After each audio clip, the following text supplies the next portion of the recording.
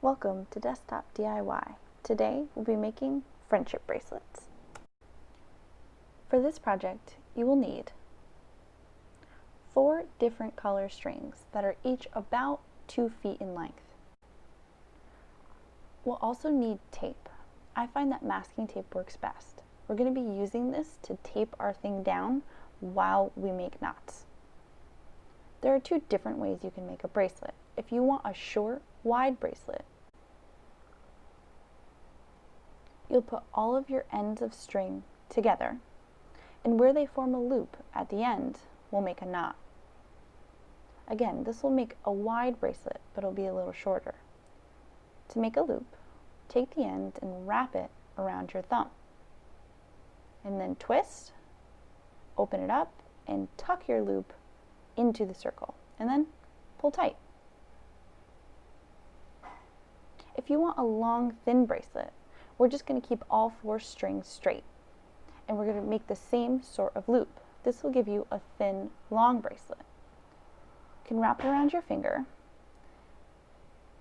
and then take the ends of string and tuck it into that circle, and then pull tight. This is the length I will be using in this video. But if you tied your strings in the other way, that's no problem because it's the same exact steps. Now we need to tape our string down. This will really pay off later when we have to make some super tight knots. You can just place your tape right above the knot we just made to keep all our string together. Make sure it's on really good and press that tape in. Now we're ready to make the bracelet. As you can see, we have 4 strings in a row. We'll take our first string in the line and make a 4 over the second string. By that, I just mean taking it and placing it on top, just like that. Now we'll take that string, tuck it under the second one and through the loop we just made. And then we're going to pull it tight. Don't worry, I'll do this a bunch of times so you'll get lots of chances to watch it happen. You want to hold that knot in place like I did so it doesn't go all wonky. And then we're just going to pull it slowly, nice and tight. We don't want that yellow string to move at all, so you might want to hold it in place. Now we'll repeat the same process. Our second string or yellow string goes to the side. We take the string that's in the middle, the next string in line. Now the blue one is in control here, so it's the only one we'll be moving for now. You're going to take the blue string and again make that 4 shape. You can hold it in place and then just bring the side up. And then tuck it underneath that string and then through the loop. Again, you want to hold that other string in place. And then we're going to pull it tight. And keep in mind, this blue string, that first string in line way back in the beginning, is still the boss. So we're going to move him again to the next string in line. So we'll make our 4 again.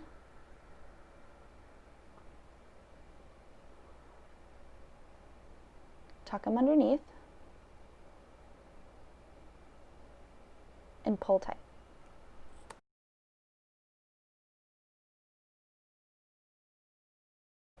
We now have our first row.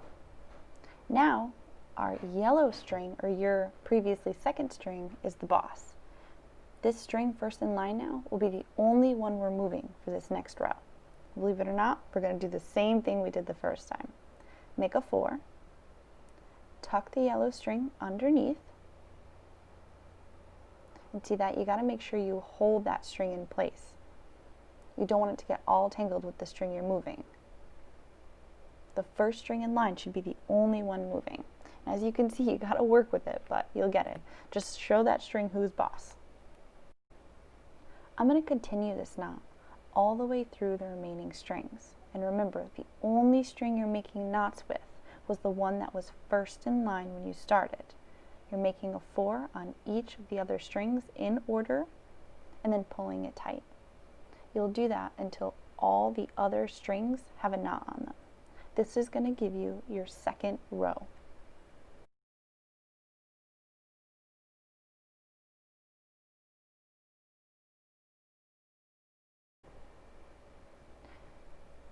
Now we have our second row. And we have a new leader in our line of strings.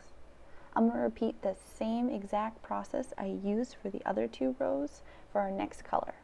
If you used the wider method and you have 8 strings in front of you, it's the same process. You're just going to tie the knot more times. Make sure you keep track of the order of the colors, and also make sure you're holding down the string you're tying around tightly. The only string you want moving is the one that was in the front in the beginning.